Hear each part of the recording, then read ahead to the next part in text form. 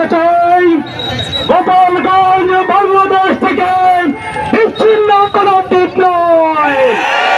এই গোপালগঞ্জ থেকে সন্ত্রাসীদেরকে সমিতিত করতে হবে।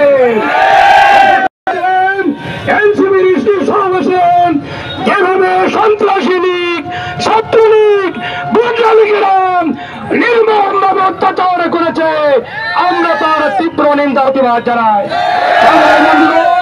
এই আওয়ামী লীগকে কুড়িয়ে ছিলেন অতি দ্রুত বিচারের আওতায় নিয়ে আসতে হবে। মাধ্যমে নির্বাচনের লেভেল ফিল্ড তৈরি করতে হবে।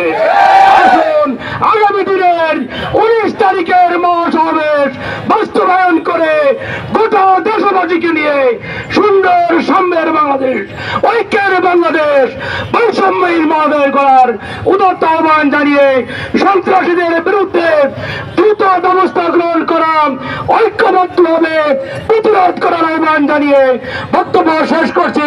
আমরা এই বিক্ষোভ পূর্ব সমাবেশ থেকে তাদেরকে আইনের আওতায় এনে দৃষ্টান্তমূলক শাস্তি দাবি করছি।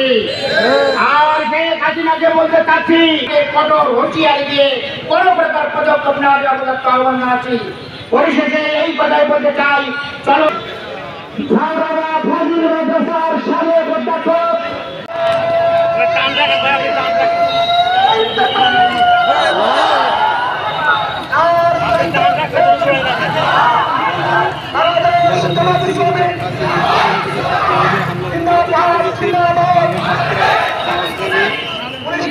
সমাবেশ